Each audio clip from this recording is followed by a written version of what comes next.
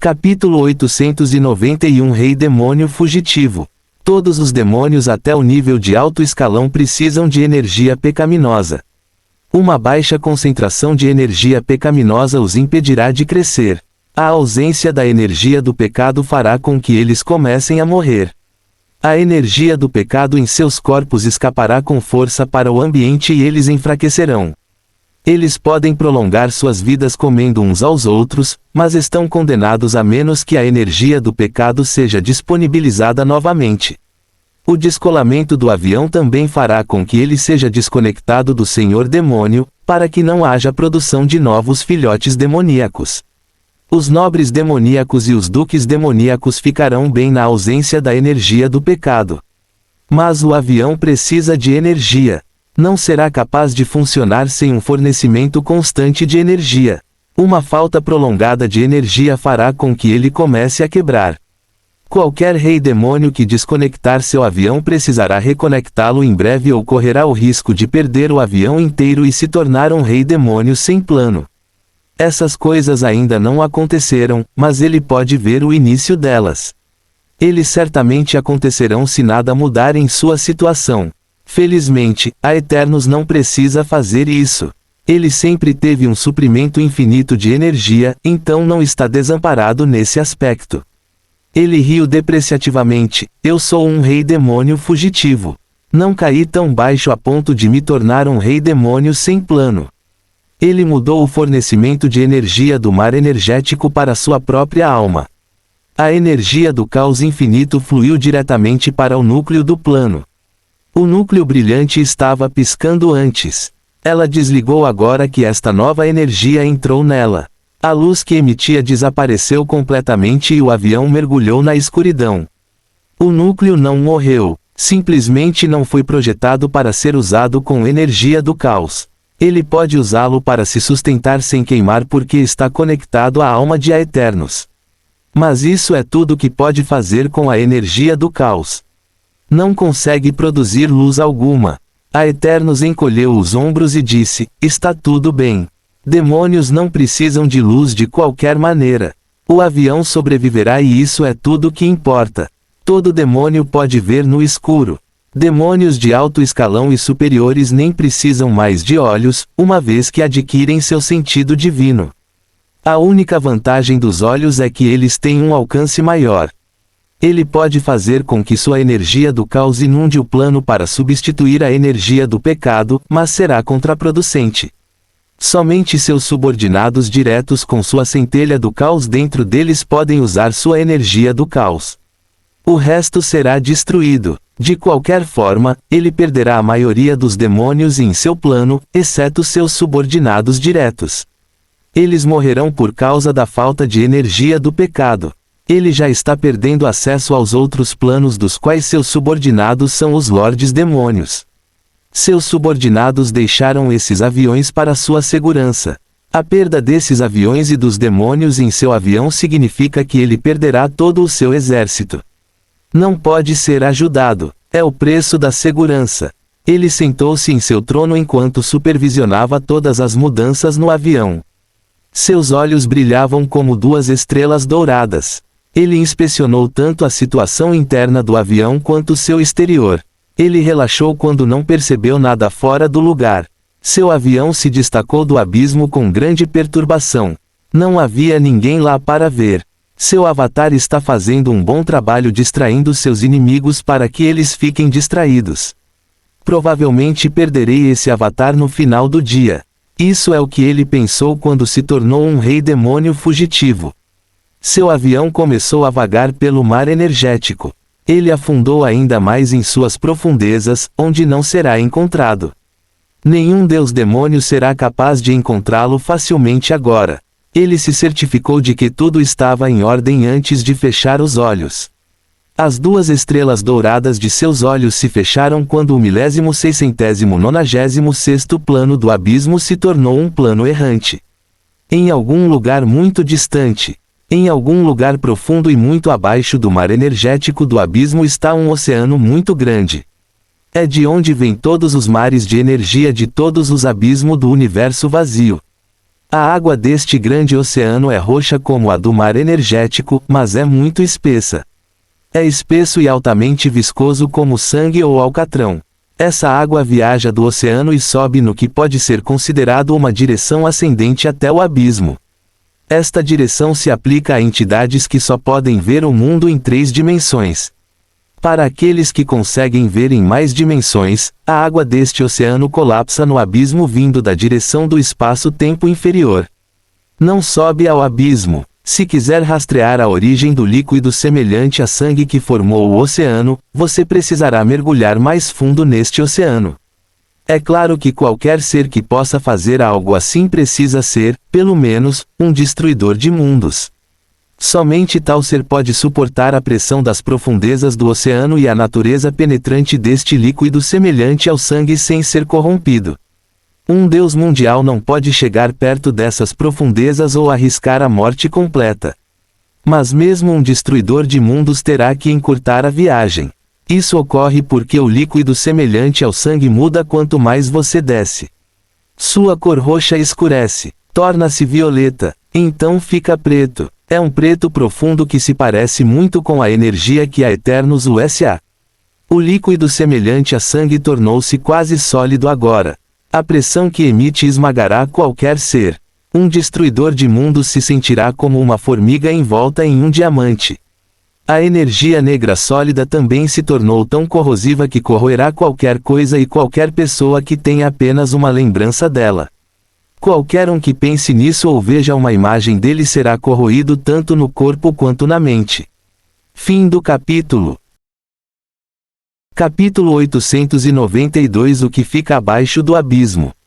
Ponto de interrogação. É improvável que qualquer ser no universo vazio possa atingir essas profundezas. Mesmo as entidades apex do universo vazio não serão capazes de ir mais longe. Mas quem conseguir sobreviver e avançar descobrirá que não há nada na base deste oceano além de uma barreira e um pilar.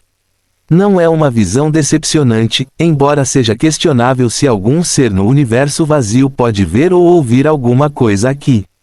Seus sentidos certamente ainda funcionarão se conseguirem sobreviver a essa profundidade.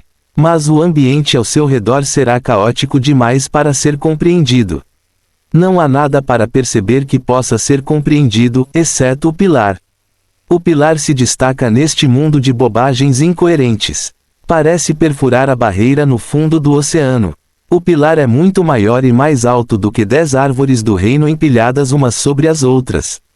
Mas seu tamanho é o que há de menos impressionante no pilar.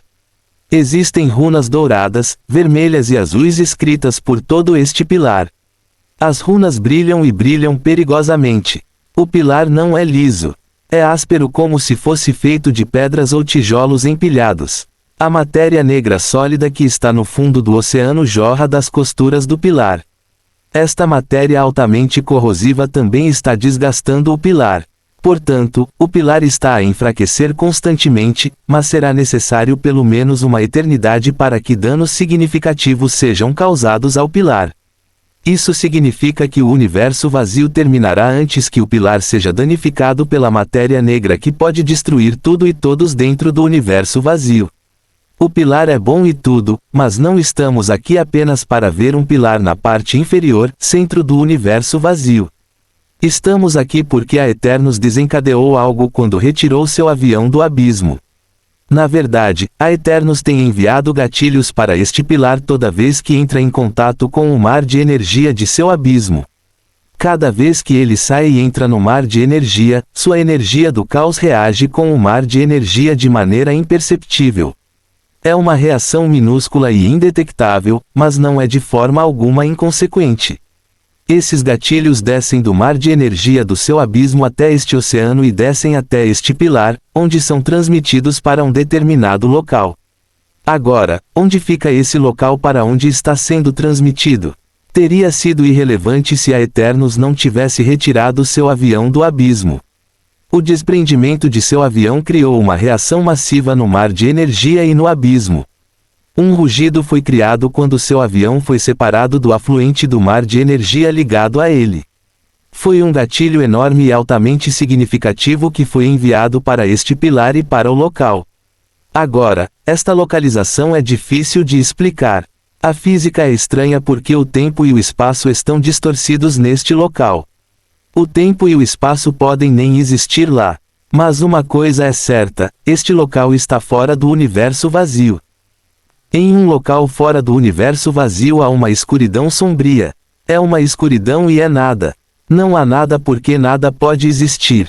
Tudo é aniquilado. Nada deveria existir na presença da aniquilação. Qualquer coisa na presença da aniquilação eventualmente se tornará nada. É só uma questão de tempo. A aniquilação acima de tudo é absoluta aqui. Mas há um ser aqui. Este ser é a própria escuridão. Não se distingue do nada do seu entorno. É impossível dizer onde termina esse ser e onde começa o nada. Tudo é nada e escuridão. Se não fosse pelas correntes que prendem este ser, você não saberia que existe alguma coisa aqui. Mesmo assim, parece que as correntes prendem o vazio. Este ser está preso com correntes. As cadeias são numerosas. Eles são brancos em forte contraste com a entidade e prendem a entidade em uma bola compacta. Essas correntes estão presas na entidade com vários espinhos. Toda a configuração parece uma bola preta delimitada por correntes brancas brilhantes em uma sala preta. Tudo o que você verá são as correntes e os espinhos especiais que as mantêm na bola. Esses picos são um espetáculo para ver. Eles têm runas douradas, vermelhas e azuis escritas neles. Essas runas brilham e brilham perigosamente. Os espinhos em si não são lisos. Existem costuras e fendas em sua superfície. É como se tivessem sido criados empilhando pedras. Há também algo peculiar nesses picos. Existem pequenos objetos circulares na base das pontas. Esses pequenos objetos circulares são materiais flexíveis. Cada um deles tem muitas cores. Mas todos eles têm um pico passando por eles. Os espinhos passam pelos pequenos objetos circulares que pressionam as correntes. É como se os objetos circulares fossem usados para impedir que as correntes se movessem e chacoalhassem. Mas esse não é o único propósito dos objetos circulares. Os espinhos brilham. Eles sugam o sangue desta entidade cada vez que brilham. Isso é feito para enfraquecer esse ser e evitar que ele se recupere. O sangue é então depositado nesses objetos circulares. Não será estranho se esses objetos circulares forem muito maiores por dentro do que parecem por fora. De que outra forma eles seriam capazes de armazenar a grande quantidade de sangue desviado desta entidade? Afinal, seria um eufemismo dizer que esta entidade é maior que um universo. Este ser é uma entidade muito grande, mas está fortemente ligado ao que parece ser um aparato muito maior. Pode-se dizer que está preso. É quase impossível dizer há quanto tempo esse ser está preso. Também é muito difícil dizer quanto tempo durará esta prisão. O tempo não funciona de maneira linear aqui e o espaço não é tridimensional. Mas uma coisa é certa, esse ser um dia escapará. Fim do capítulo. Capítulo 893. A aniquilação decretou isso. Nada dura para sempre. Essas correntes e seu impecável aparato de vedação um dia se desgastarão e quebrarão. Então esta entidade será livre. A aniquilação decretou. Assim será assim. Deve ser assim. Nada vai parar isso aconteça. É apenas uma questão de tempo. Mesmo agora, alguns dos objetos circulares multicoloridos usados para evitar que a corrente chacoalhe e se solte estão desgastados. Alguns desabaram e outros explodiram em uma pequena explosão. Sua ausência é sentir porque o espigão ao qual eles estão presos se soltou. Nada está apertando o espigão às correntes para que a corrente possa chacoalhar e possa ser puxada. Existem até alguns espigões que foram completamente erodidos e caíram.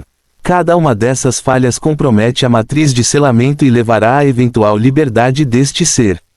Isso não é possível agora. Existem tantos espinhos e seus objetos circulares ainda estão intactos. Serão necessários muito mais objetos circulares para serem distribuídos antes que a entidade pode se tornar livre. A integridade estrutural de todo o conjunto de vedação ainda é alta porque o ponto focal ainda está intacto. O ponto focal é uma ponta muito grande que percorre toda a extensão deste ser. Ao contrário dos outros espinhos que penetram sozinhos em sua carne, este espinho em particular é mais longo e penetra diretamente no ser de cima para baixo. Portanto, a forma esférica vinculada da entidade tem um pico passando por ela. Este pico também possui um objeto circular. Na verdade tem dois. Tem um em cima e outro embaixo. Esses dois objetos circulares são maiores que seus equivalentes e também são capazes de se regenerar. Eles foram erodidos e destruídos várias vezes, mas sempre retornam. Eles também torcem na direção oposta e apertam as correntes afrouxadas causadas pela ausência das demais estruturas circulares. A sua presença mantém o ponto focal e a integridade estrutural de todo o conjunto de vedação. Por enquanto, esta entidade continuará a sofrer em silêncio. Isso foi até esta entidade começar a receber alguns gatilhos. Eles começaram um pouco de cada vez. Eles eram fracos, mas eles ficaram mais fortes com o tempo. Era como uma coceira que essa entidade não conseguia coçar. Era uma irritação constante. Esta entidade não sentiu isso. Toda a sua existência foi selada, por isso não consegue sentir nada. Sua consciência foi forçadamente coagida a desligar.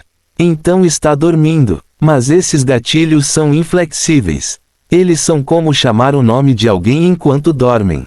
O nome desta entidade estava sendo chamado cada vez que os gatilhos apareciam. Os gatilhos são o chamado do caos e vêm de um dos grandes objetos circulares que serve como ponto focal da matriz de selamento. As focas duram um bom tempo, então esses pequenos gatilhos teriam desaparecido sem reação. Mas então veio um grande gatilho. O gatilho é tão grande que atravessou toda a ponta até a carne deste ser. Este também é o maior pico e atravessa toda a entidade. Assim o gatilho foi transmitido ao longo de toda a existência deste ser. Acordou este ser imediatamente. Seus olhos se abriram. Eles abriram para não revelar nada.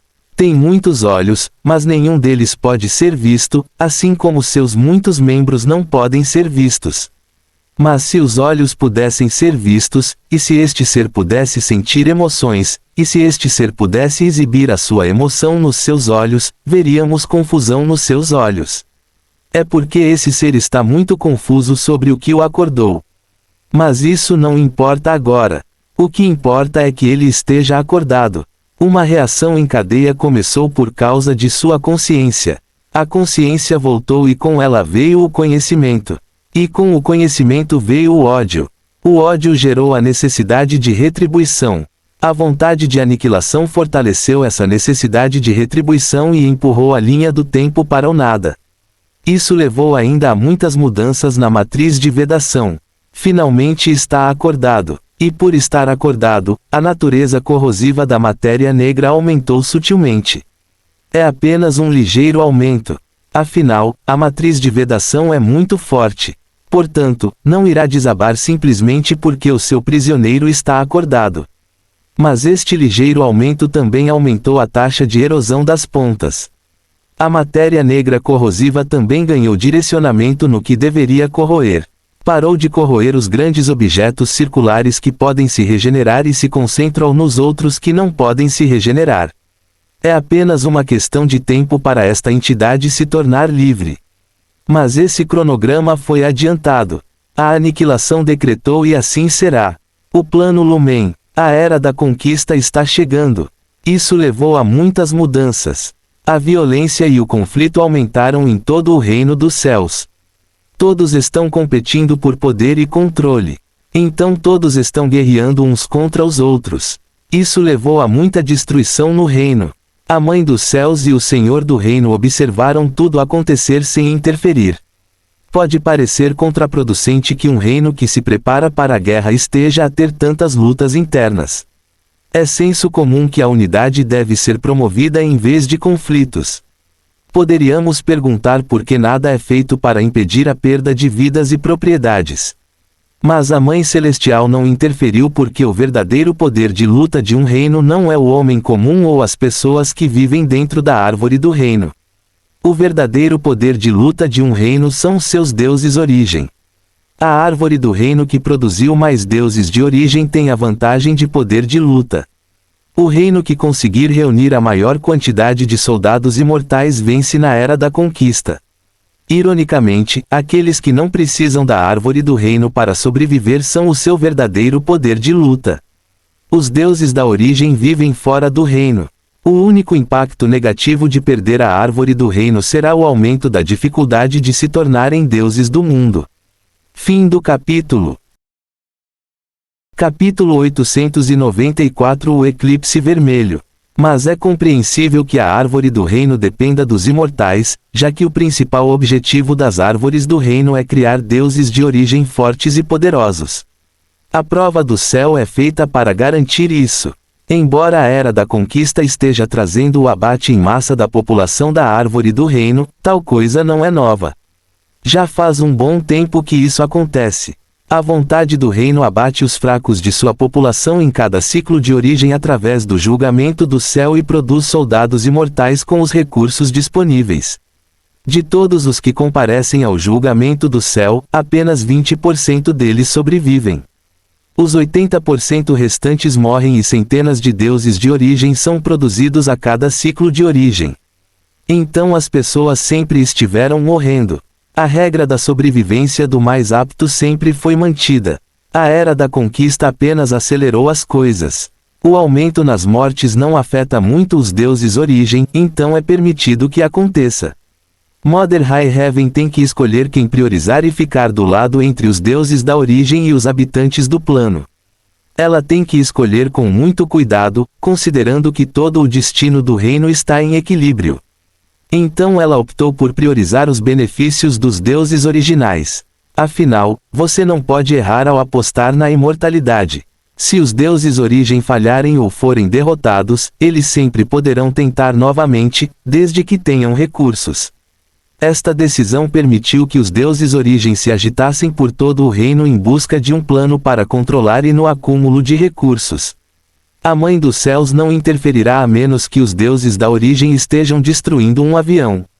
Qualquer outra coisa vale. Os conflitos viraram os aviões de cabeça para baixo política e metaforicamente. O avião Lumen é um dos aviões que foi virado de cabeça para baixo. Exceto que isso não é por causa da Era da Conquista. Os problemas deste plano começaram muito antes de a Era da Conquista ser anunciada como iminente. A luta pelo controle do avião tornou-se agora uma questão importante devido à Era da Conquista, mas não costumava ser assim. Era apenas sobre um deus-demônio que gostava de causar destruição e caos. Os problemas deste plano começaram porque esse deus-demônio ama a carnificina. O avião Lumen é um avião muito bom.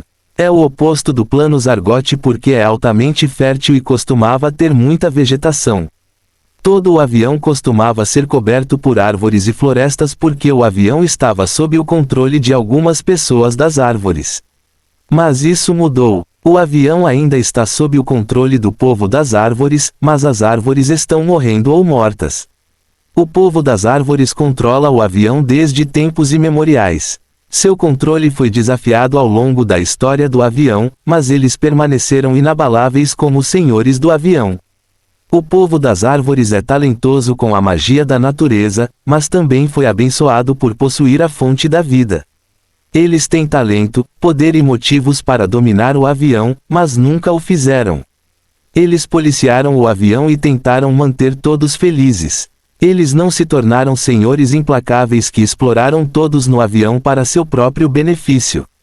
Isso ocorre porque o povo das árvores é uma raça gentil. Eles não gostam de guerra e conflitos.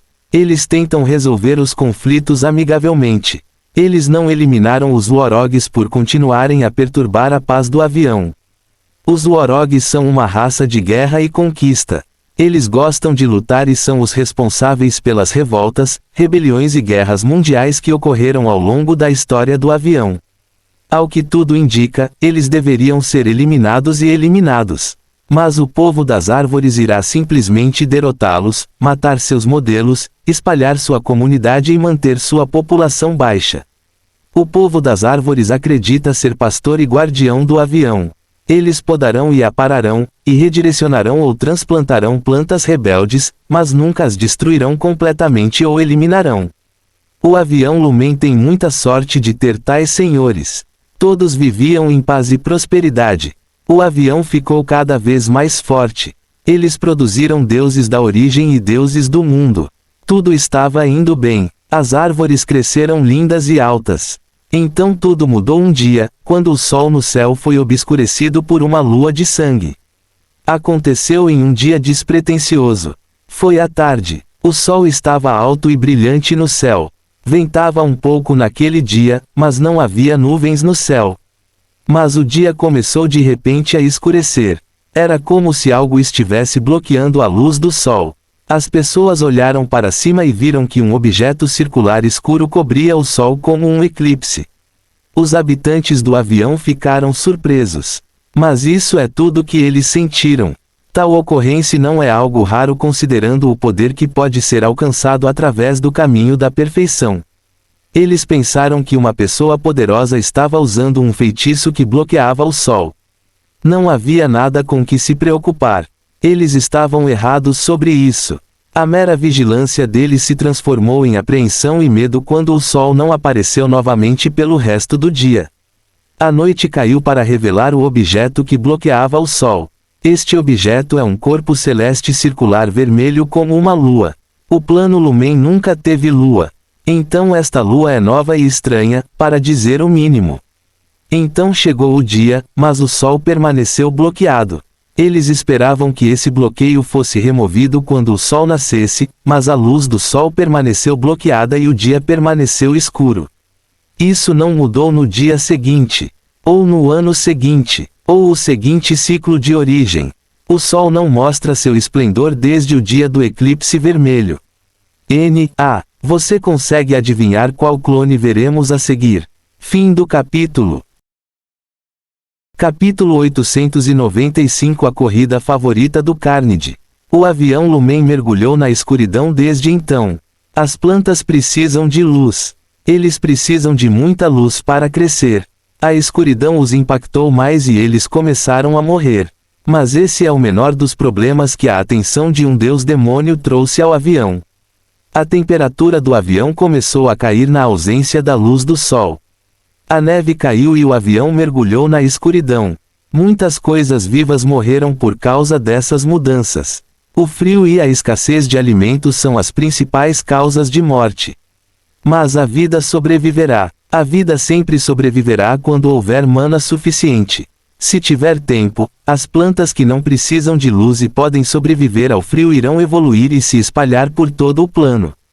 A ausência de luz causará uma aceleração nas plantas para a sobrevivência na escuridão. Isso aconteceu no plano Lumen. Plantas coníferas capazes de resistir ao frio substituíram a floresta exuberante. Aconteceu rapidamente também por causa da orientação e incentivo do povo das árvores. Infelizmente para o avião Lumen, o problema apenas começou. Um deus demônio não vem e bloqueia a luz em um avião só por diversão. As condições de congelamento e a fome não são exatamente divertidas de assistir. Os deuses demoníacos não estão tão entediados. A próxima calamidade veio rapidamente quando o avião Lumen foi infectado por uma praga destinada a eliminar toda a vida. Isso tudo porque Carnage teve como alvo o avião Lumen. A principal razão pela qual Carnage mirou neste plano é que ele tem elfos vivendo nele.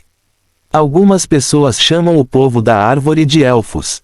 Existem vários tipos de elfos. Existem elfos do sol, elfos da lua, elfos superiores, elfos normais e elfos das árvores. O povo das árvores são elfos das árvores. Eles eram originalmente espíritos das árvores, mas foram abençoados pela fonte da vida e se tornaram o povo das árvores. Carnage não tem como alvo os elfos porque os odeia e quer derrotá-los em toda a árvore do reino. Na verdade, de todas as raças no céu, os elfos são a raça favorita. Tudo porque pode criar seus descendentes a partir dos elfos. Deuses demoníacos são organismos invasores. São um conglomerado de vírus com um único objetivo que é subjugar tudo. Eles vivem para trazer toda a existência sob a bandeira do seu pecado. Eles fazem isso infectando tudo ou propagando seus pecados. Os deuses demoníacos não fazem tudo isso porque são obrigados. Eles fazem isso para ficarem mais fortes. Propagar o seu pecado aumenta a sua capacidade energética e permitirá que mais energia e matéria se liguem a eles. Pode ser comparado a um navio. Derramar água em um recipiente com espaço vazio fará com que o recipiente retenha a água. Mas a água simplesmente derramará se você colocar a água em um recipiente cheio. Portanto, os deuses demoníacos precisam aumentar sua capacidade para que fiquem mais fortes se absorverem algo cheio de energia como um rei demônio. A energia do rei demônio não será desperdiçada. Não vai vazar. Será uma pena comer um rei demônio por nada. Só o glutone pode comer sem limites. Os outros deuses demoníacos precisam propagar seus pecados. Uma maneira de propagar o pecado é criar uma raça que espalhe esse pecado. Carnide tentou modificar outras raças, mas a porcentagem de sobrevivência é muito baixa. É como a Eternos e sua centelha de caos. Seus subordinados mudam de raça quando se fundem e evoluem com sua centelha do caos, mas as chances de sobreviver ao procedimento são muito baixas. A Eternos teve que modificar sua centelha do caos para ter 100% de sucesso na evolução. Ele reduziu algumas das propriedades de sua centelha do caos para conseguir isso. O que a Eternos fez foi impressionante. Ele conseguiu mudar sua marca de pecado como um demônio de alto escalão. Mas ele não conseguiu ter nenhum sucesso desde que se tornou um rei demônio. Deve-se notar que seus subordinados se tornaram uma fonte de acumulação do caos para ele e o capacitaram. Portanto, criar uma raça é uma ótima maneira de se tornar um demônio mais forte. Criar uma raça é uma habilidade muito rara e especial. Os reis demônios raramente são capazes de fazer isso. Mas é algo que todos os deuses demoníacos podem fazer. Carnide se fundiu completamente com sua marca de pecado, então também é capaz de criar habilidades de pecado e criar raças que ganharão habilidades divinas relacionadas a ele. Ele tentou várias corridas, mas não teve tanto sucesso quanto a raça dos elfos. Elfos de todos os tipos são muito complacentes com o pecado da carnificina. Pode ser porque eles são maleáveis ou porque sua natureza é exatamente oposta à carnificina. O oposto às vezes atrai e o pecado gosta de colocar a oposição sob controle, o que pode explicar por que os elfos são altamente compatíveis com a carnificina. O deus demônio da ira é compatível com ogros e orques. Eles criam feras furiosas das quais Raf é conhecido por ser o ancestral. Carnide mirou no avião Lumen para ficar mais forte. O plano tem um plano divino, então ele não pode entrar diretamente no plano para alcançar os elfos que deseja. Teve que atacar do vazio fora do avião. Uma enorme nuvem vermelha de sangue fervente e violento aproximou-se da bolha que representava o plano no vazio do reino. Então a nuvem cobriu toda a bolha. A nuvem teve que se esticar, mas conseguiu engolir e selar completamente a bolha. Este desenvolvimento fez com que o sol escurecesse. A luz do sol ainda pode atingir o avião, mas tem que ser filtrada através da nuvem vermelha. A maior parte de sua luz foi bloqueada pela presença do deus demônio. Os habitantes comuns do avião ficaram apenas perplexos com a mudança. Eles não pensaram muito nisso. Mas uma grande luta começou imediatamente no vazio fora do avião. Vários deuses da origem se reuniram e atacaram o Carnide. Fim do capítulo. Capítulo 897 A calamidade dos deuses demoníacos. Carnide é capaz de lutar contra centenas de milhares de deuses da origem e bilhões de anjos e seus deuses ao mesmo tempo, sem perder imediatamente. Está mesmo a mudar gradualmente a maré da vitória a seu favor.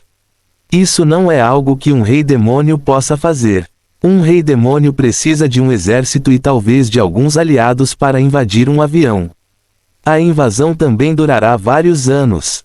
A vitória e a derrota só serão determinadas depois de numerosos confrontos. Um lado acabará desistindo. Podem ser os deuses ou o rei demônio se eles não conseguirem manter sua força. Um deus demônio, por outro lado, pode enfrentar um avião sozinho. É quase sempre uma luta perdida para o avião se um deus demônio vem preparado para assumir um avião. Um deus demônio se torna altamente aterrorizante quando eles se tornam destruidores de mundos. Os deuses do mundo temem tanto os destruidores de mundos que não querem encontrar o menor vestígio de um ou lutar contra um. É porque a luta não terminará até que um deles seja incluído e substituído. Cada encontro com um destruidor de mundos é uma partida mortal. Não há negociação ou trégua. A morte é o único resultado de cada interação com eles. Você não pode livre-se de um destruidor de mundos assim que ele entrar em contato com você. Não há nada que possa impedir uma luta com esse destruidor de mundos. E essa luta é uma luta até a morte. A luta é eterna até que um deles morra. Os destruidores de mundos têm a persistência da energia do caos. Eles continuarão sendo uma ameaça que irá segui-lo por toda parte, não importa o quão bem você tente se esconder. Os deuses demoníacos não têm o poder ou a virulência dos destruidores de mundos. Mas tudo bem, eles não estão lutando contra deuses mundiais. O que eles têm agora é mais que suficiente para vagar pelo reino impunemente. Eles podem até assumir um avião inteiro com um único clone. Um deus mundial, quando questionado sobre as chances do plano Lumen, disse: "Você pode ser mais forte do que deuses demoníacos e destruidores de mundos, mas tudo o que eles precisam é de um pouco de fraqueza. Uma pequena abertura em sua defesa e eles criarão raízes para sempre e continuarão espalhar-se sem fim." Mas o avião da Lumen deu o seu melhor. Eles não desistiram sem lutar. Afinal, esta é uma questão de vida ou morte para eles. Eles não vão simplesmente jogar a toalha porque um deus mundial disse que não há como derrotar um deus demônio. Eles reagiram e conseguiram impedir que Carnage entrasse no reino mortal. A defesa deles é admirável. Aqueles que estão no caminho da perfeição e da divindade deixaram de lado as suas diferenças e trabalharam juntos face a esta calamidade sem precedentes. Os deuses da origem prenderam a atenção do deus demônio para que ele não pudesse concentrar toda a sua força nos deuses e contornar suas defesas. E os deuses fizeram um trabalho esplêndido ao conter os clones de sangue. Mas apareceu uma fraqueza. Uma casa pode ser tão segura que seja impossível arrombar.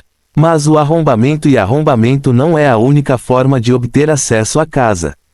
Você pode usar uma chave que roubou ou alguém de dentro pode abrir a porta para você. O deus demônio escolheu a segunda opção. Uma fraqueza apareceu dentro do próprio avião. Os demônios são muito bons com negócios. A sociedade deles precisa de acordos e juramentos para se manter unida ou irá desmoronar. Eles precisam de juramentos vinculativos para trabalharem juntos porque são todos traiçoeiros. Eles não confiam um no outro. Acordos e juramentos mantêm a sociedade funcionando. Nobres demônios podem formar uma casa por causa dos juramentos de lealdade. Os chefes de família podem partilhar o seu poder através deste vínculo de lealdade. Os deuses demoníacos vão mais longe. Eles podem criar raças através do juramento de lealdade, compartilhando seu poder. Se há algo que alguém precisa na vida, é provável que seja a necessidade de poder. Dentro do plano Lumen, o Sol foi eclipsado por um objeto vermelho. Este objeto vermelho permanece à noite mesmo quando o Sol está ausente. Ele permanece no céu e lança um brilho vermelho sobre os habitantes do avião. Isso faz com que os habitantes fiquem facilmente irritados. Eles se tornaram propensos à raiva e aos ataques. Para alguns habitantes, o efeito da lua vermelha é ouvir sussurros estranhos. Os sussurros vêm de todos os lugares, tanto de fora quanto de dentro da mente. Esses sussurros enlouquecem a maioria deles. Mas aqueles que permanecem sãos depois de ouvirem os sussurros, recebem muitas promessas de poder. Alguns desconsideram essas promessas como conversa maluca, mas outros não. Um menino estava sofrendo bullying. Ele precisava de força para lutar contra seus opressores. Ele foi espancado recentemente. Ele acabou de ganhar alguns novos hematomas e ferimentos, então se escondeu debaixo da cama. Ele está se escondendo de sua mãe e de suas irmãs. Ele não quer que eles o vejam. Eles podem ridicularizá-lo ou espancá-lo novamente se o virem. A sociedade deles é uma sociedade matriarcal. As mulheres estão no topo da hierarquia e são mais privilegiadas. Sua mãe e irmãs abusam dele tanto física quanto emocionalmente. Eles o chamam de palavras ofensivas e batem nele até sangrar. Ele tem cicatrizes físicas e mentais para mostrar por seus anos de abuso. Eles não estão errados. Ele é fraco. É porque ele nasceu assim. Os machos na sociedade dos elfos negros são mais fracos que as fêmeas, mas ele é mais fraco que o normal. Ele é de status inferior, mesmo entre os homens. Isso o tornou alvo de ridículo e piadas de ambos os lados. Ele estava soluçando silenciosamente debaixo da cama quando ouviu os sussurros novamente. Ele os ouve há algum tempo, mas os sussurros soavam mais claramente em sua cabeça do que nunca. É como se de repente ele tivesse ficado mais sintonizado com os sussurros. É como se ele aceitasse mais o Carnage. Fim do capítulo.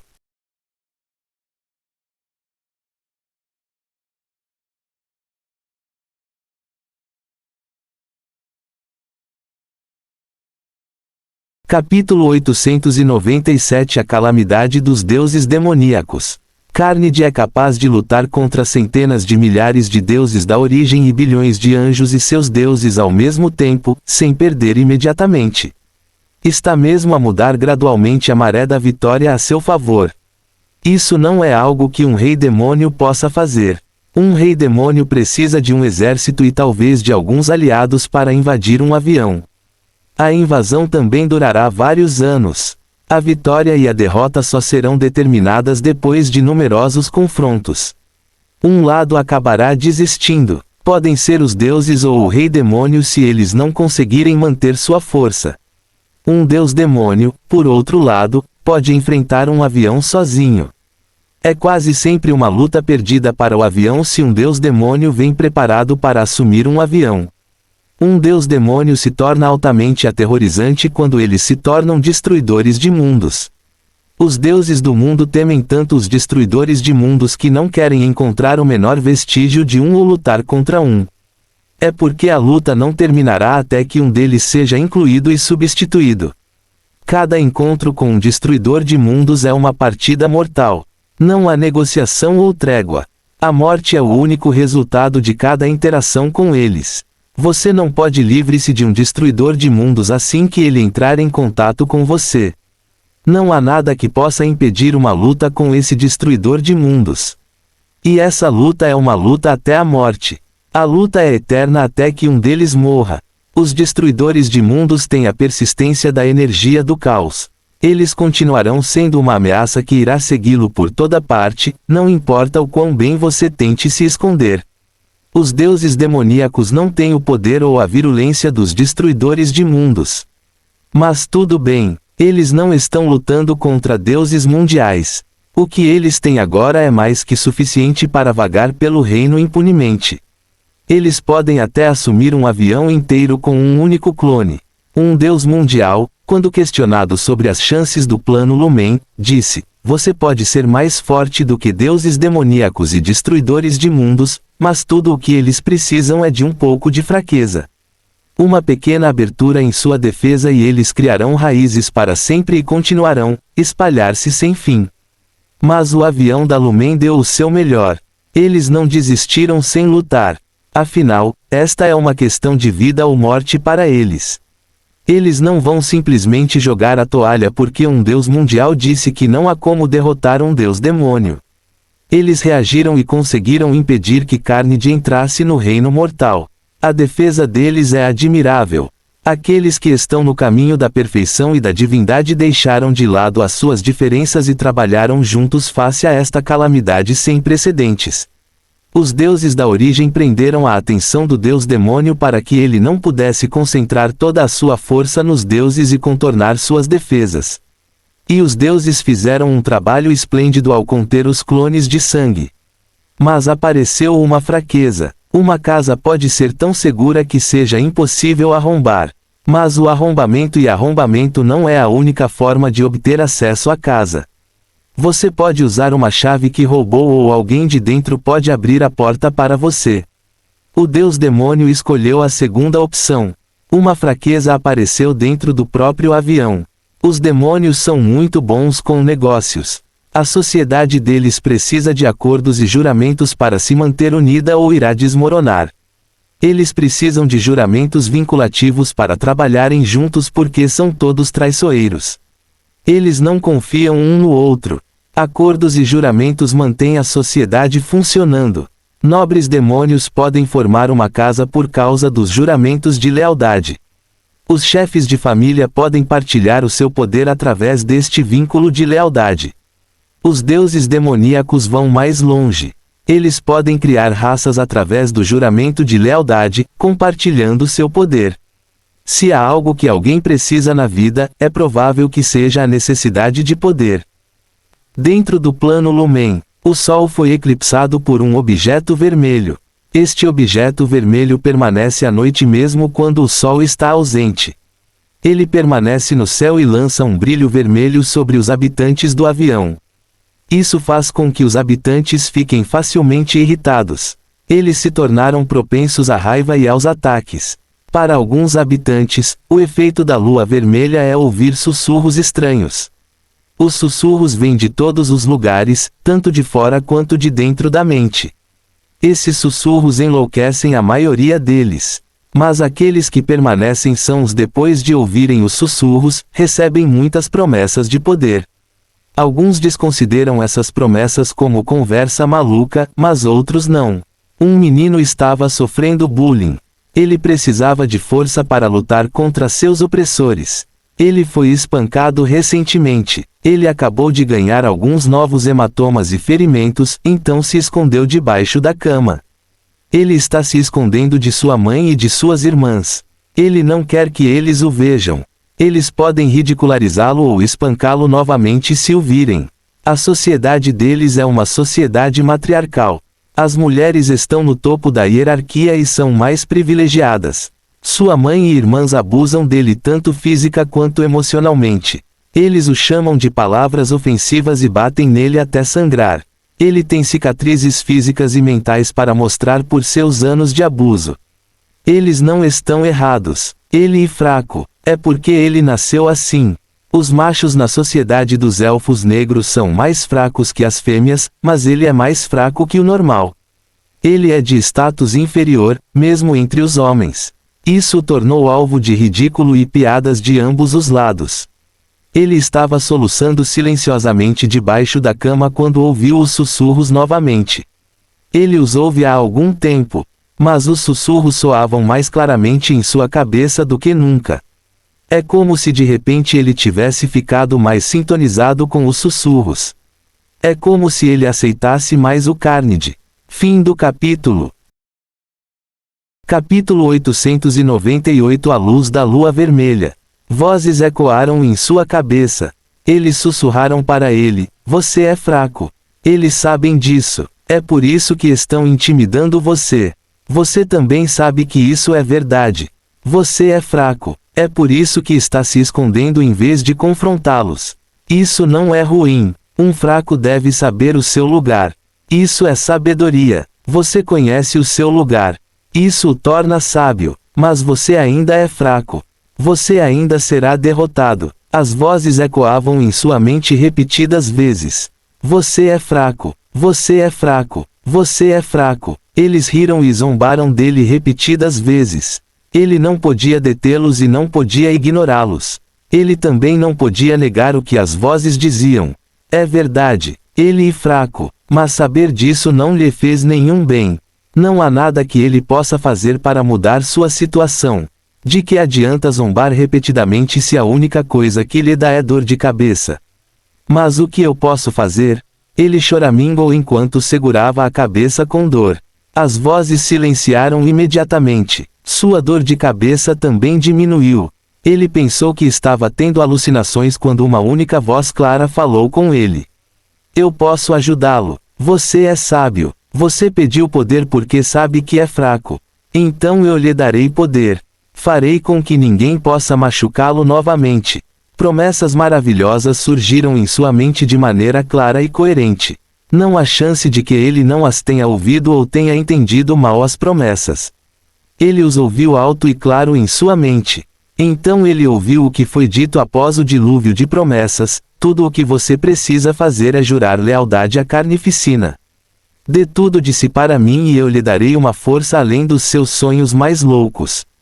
Você será intocável. Essa é uma oferta tentadora, mas também muito estranha, se não suspeita. O menino pensou que os sussurros que ouvia eram sua voz interior. Mas essa voz é completamente diferente do que normalmente soa em sua cabeça. Ele tem certeza disso porque os sussurros ficaram muito claros. Ele pode sentir a diferença com precisão.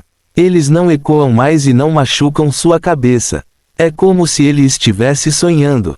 Ele pode acordar em breve e tudo isso desaparecerá. A promessa de poder é muito atraente, então ele perguntou, mesmo que estivesse sonhando, o que eu tenho que fazer? A voz respondeu, basta dizer, juro tudo pela carnificina. O menino não é tão inteligente, mas também não é exatamente estúpido. Ele entende as implicações do juramento, então sabe que estará jurando ser escravo. Mas ele já é um escravo. Ele é um escravo em sua sociedade. Os homens não são apenas cidadãos de segunda categoria, são escravos na sua sociedade. Eles são mantidos apenas para procriação e trabalho braçal. São as mulheres que são as guerreiras. Então ele é um escravo e nunca terá acesso ao poder. Além disso, este juramento não significa nada se ele estiver sonhando. E se isso for realmente real, não há como ele desperdiçar a oportunidade de ganhar poder. Se este juramento lhe conceder poder, então ele o aceitará. Então ele jurou, eu juro tudo para a carnificina. A voz em sua cabeça começou a rir. É uma risada diabólica que ecoou de dentro da cabeça do menino, para o mundo e por todo o assentamento dos elfos negros. Todos ao redor podiam ouvir a risada estranha que parecia ecoar ao seu redor. É óbvio que Carnide está muito animado. Finalmente ganhou acesso ao avião. A voz disse, que garoto estúpido. Você fez a escolha certa. Você fez Carnide feliz. Então eu lhe concederei o que você procura. O menino vendeu sua alma por nada. Ele não pediu nada. Ele simplesmente se levantou e deu tudo de si para o Carnide gratuitamente, sem quaisquer condições. Carnide pode optar por tosqueá-lo, mas precisa de alguém de dentro para abrir a porta. Então isso lhe concedeu o que ele queria. Isso lhe concedeu o poder da carnificina. Um cristal vermelho sangue apareceu na frente do garoto. Parecia ter se unido à luz crua da lua vermelha acima. O cristal brilhou com uma luz sangrenta que iluminou o fundo da cama. Brilhou no rosto do menino assustado. Pegue, é o que você quer. A voz disse a ele. Carnide pode forçá-lo a pegar o cristal, mas não o fez. É preciso que o menino mantenha sua vontade. Roubar sua vontade o transformará em uma cria estúpida como os clones de sangue feroz. Carnide não quer uma cria estúpida, então insistiu com o garoto. O menino superou o medo e tocou o cristal. O cristal derreteu ao entrar em contato com seu dedo e fluiu para seu corpo. O menino gritou de dor. Seu grito ecoou por todo o povoado enquanto a voz em sua cabeça continuava a rir. Então o grito e a risada estranha se misturaram e ecoaram por toda parte. Os elfos negros do assentamento ficaram surpresos e confusos. Eles estavam com medo, mas não fugiram. É compreensível que eles não tenham fugido. Mas eles deveriam ter feito isso. Ele começou a derramar lágrimas de sangue. Sua pele rachou. O sangue sangrou profusamente daquelas rachaduras. Seus gritos ficaram mais altos quando seu corpo se despedaçou e o sangue se acumulou em seus pés. O sangue se espalhou pelo menino. Vazou para fora da sala e cobriu tudo. Transformou-se em um oceano de sangue que submergiu todo o povoado. Todos os que viviam no assentamento morreram imediatamente. Eles foram enterrados e sua força vital foi tirada deles. Eles morreram antes de se afogarem. Sua carne secou dentro do sangue, deixando para trás cascas vazias e secas. Então o sangue voltou para o menino. Formou um casulo ao seu redor. Este casulo possui veias em sua superfície. O sangue é bombeado pelas veias em sincronia com o bater do casulo. O casulo está batendo como um coração. Também está brilhando ameaçadoramente com a mesma luz vermelha da lua vermelha. Fim do capítulo. Capítulo 899. Que haja carnificina. Demorou um pouco para o menino completar sua transformação. O casulo se quebrou em finos flocos de sangue para revelar um belo jovem. Ele tem a pele escura e as orelhas pontudas de sua raça original. Mas ele também tem pupilas vermelhas e 4 presas vermelhas na boca. Seu cabelo escuro ficou vermelho sangue e sua pele ficou lisa como cerâmica. Ele é muito bonito, apesar das longas garras vermelhas nas mãos. Qualquer um atestará isso, independentemente do sexo. Ele se examinou após as mudanças. Eu não sou mais um menino. Ele disse. Até a voz dele mudou. Tornou-se profundo e sonoro. Ele perdeu a qualidade chorosa de sua maneira de falar e assumiu um tom mais confiante. É porque ele está destemido agora. Ele pode sentir o poder fluindo através dele.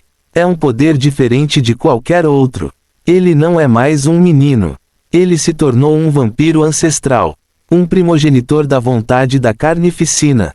Finalmente, a voz em sua mente rugiu em triunfo, que haja carnificina. As pupilas vermelhas do vampiro ancestral brilharam ainda mais com essa proclamação. Ele prometeu solenemente, sim, meu Deus. Sua vontade será feita. Haverá carnificina em todo o plano. Todos conhecerão a glória de sua existência. Ele não é mais o menino chorão que se escondia debaixo da cama. Ele não fugirá mais de seus opressores. Ele se tornou a ferramenta de um deus demônio e os deuses demoníacos forjaram ferramentas realmente poderosas. Então ele é muito poderoso agora. Ele foi elevado para se tornar uma criatura superior. Essa forja de ferramentas poderosas ocorreu em vários lugares do plano Lumen. Graves fraquezas apareceram na defesa do avião. Muitos que eram fracos tornaram-se fortes e muitos que eram fortes tornaram-se mais fortes. Carnide conseguiu se infiltrar no plano Lumen apesar de todas as tentativas de detê-lo. O fascínio do poder é muito poderoso. Esta infiltração levou a mais do que a criação de vampiros ancestrais. Existe um efeito colateral na criação de vampiros ancestrais. A vida foi roubada para criar vampiros ancestrais, então uma dívida de vida foi criada. Todos os seres vivos nas proximidades do novo vampiro ancestral tiveram suas vidas roubadas quando seu sangue foi desviado. O universo revidou contra essa anormalidade. A lei da ordem foi invocada. As cascas secas começaram a se mover. Então eles se levantaram rosnando e rosnando. Seu corpo é fraco e frágil, mas eles são determinados e imparáveis. Eles começaram a se aproximar de seus alvos. Todos aqueles que morreram por causa do desvio da força vital foram ressuscitados. Eles se tornaram mortos-vivos estúpidos que não estavam sob o controle do Deus demônio. Eles existem apenas para corrigir o que deu errado. Eles devem recuperar o que foi roubado. Esses mortos-vivos estúpidos então prosseguiram para cumprir o objetivo de sua existência. Eles vagaram pelas terras procurando recuperar o sangue que lhes foi tirado. Acontece que eles estão dispostos a assumir essa dívida vitalícia de qualquer pessoa que encontrarem. Qualquer um que tenha algum sangue ou carne dentro de si é atacado por esses mortos-vivos em uma tentativa de restaurar o que foi levado. É lamentável que não importa quanto sangue tomem, nunca será suficiente. Eles terão eternamente fome e sede de vida até que o que foi roubado seja completamente devolvido. Infelizmente, Carnide e seus SPAWNS não têm nenhum plano para devolver o que pegaram.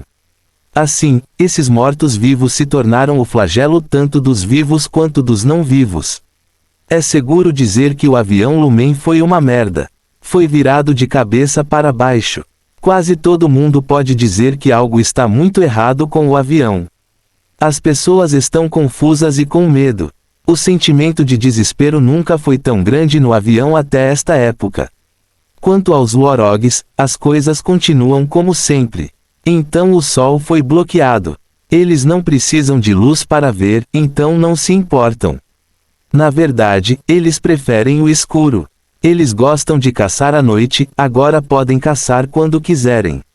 Então as árvores estão morrendo. Eles não gostam de comer plantas de qualquer maneira. Sua dieta é puramente baseada em carne. Só quando as presas se tornaram escassas é que eles sentiram o impacto das mudanças no avião. A temperatura fria e a neve que caía não afetaram eles, têm um pelo grosso que os isola e os mantém aquecidos. A ausência de tecnologia e comunicação os manteve ignorantes sobre os assuntos que aconteciam no avião. Os Uorogs são uma raça simples. Eles vivem em assentamentos simples e vivem de maneira muito simples, vidas. Eles lutam entre si por terras e se reproduzem.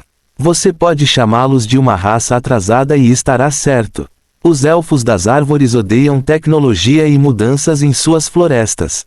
Eles estão no comando do avião, então proibiram a tecnologia em todo o avião.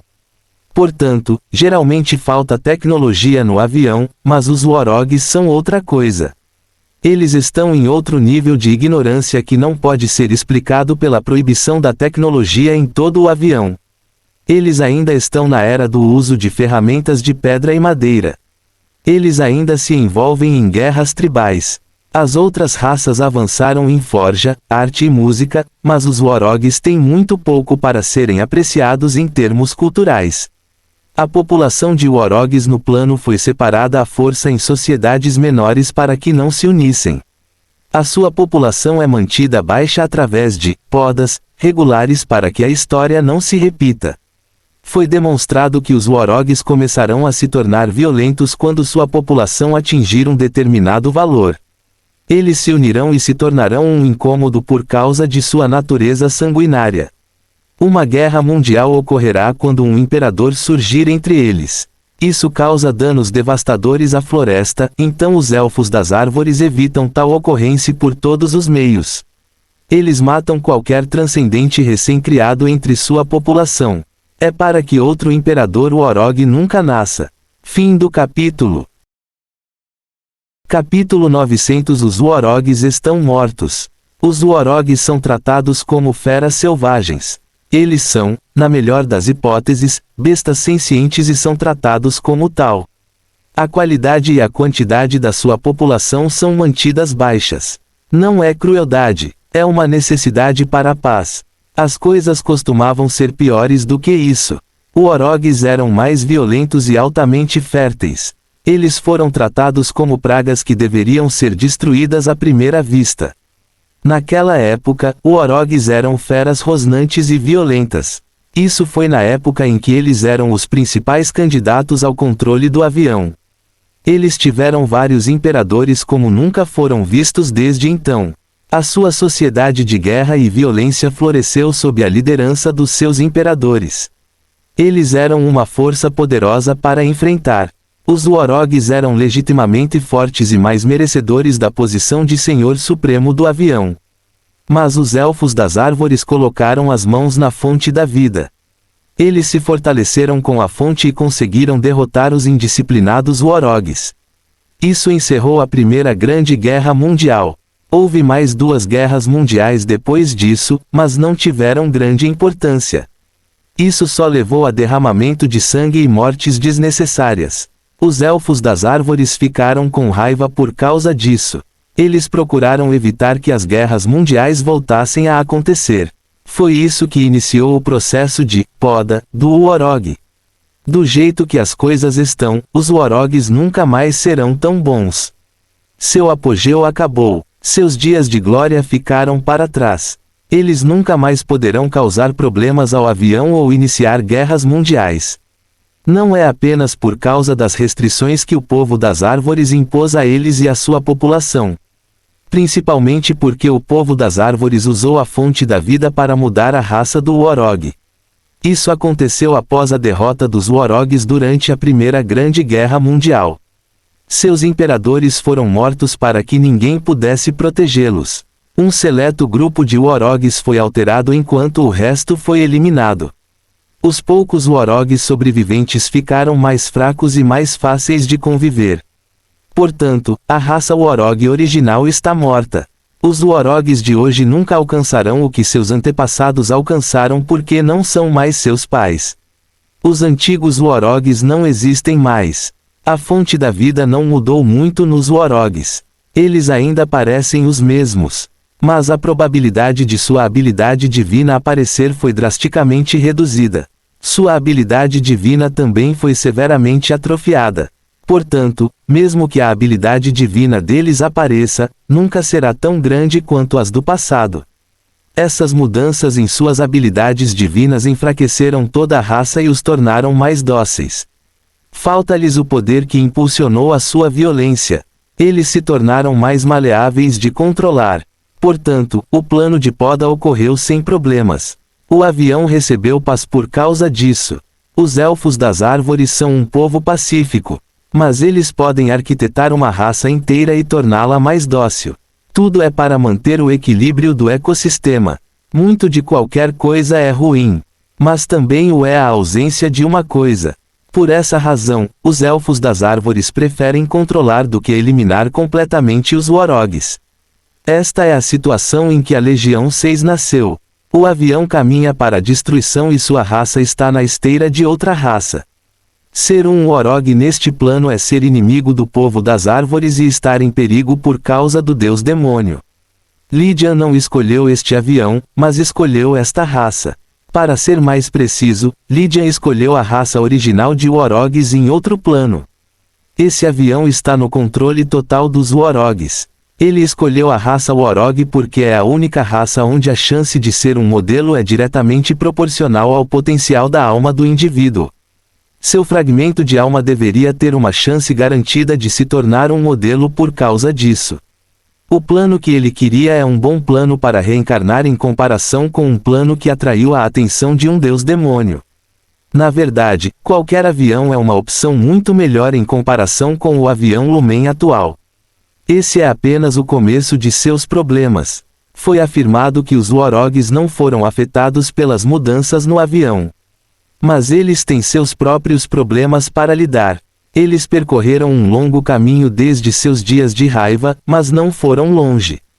É por isso que a mãe da Legião 6 está fugindo para salvar sua vida. Os Worogs são humanoides com uma mistura de características lupinas e bovinas.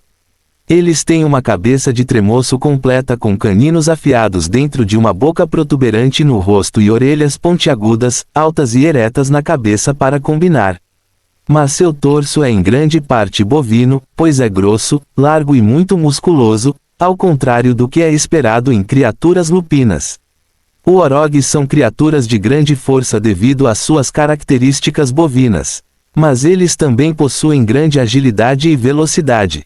Eles têm 4 membros, 2 superiores e 2 inferiores ou 2 braços e 2 pernas. Suas mãos terminam em 5 dedos em garras com um polegar opositor que os torna capazes de usar ferramentas.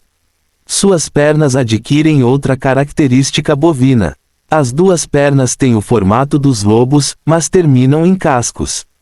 Eles então completam todo o seu visual com uma longa cauda peluda e um par de chifres longos e afiados na cabeça. A mãe da Legião 6 está pulando pela floresta fria. Apenas um de seus chifres longos e lisos está intacto. A outra se rompeu deixando um ferimento sangrando na cabeça. É uma lesão recente. Aconteceu há poucos minutos. Ela não quer mais feridas em seu corpo, então está correndo o mais rápido que pode. Seus cascos a ajudam a obter tração no chão coberto por uma espessa camada de neve. É um bom recurso porque atualmente ela não tem tempo para observar seus passos e caminhar com cuidado. O terrível estado do solo sem atrito é a menor das suas preocupações neste momento. N.A. Capítulo bônus por atingir a meta de votação de 700 Power Stones. Estamos prestes a alcançar a próxima meta de ingressos dourados também. Fim do capítulo. A respeito de tudo isso, haveria muitas observações particulares e reflexões que fazer, mas não há aqui lugar para isso e me basta haver mostrado, nesta pequena parte, o sistema mais geral da natureza, sistema que fornece uma nova razão de tirar o homem da classe dos carnívoros e de o colocar entre as espécies frugívoras. Rousseau.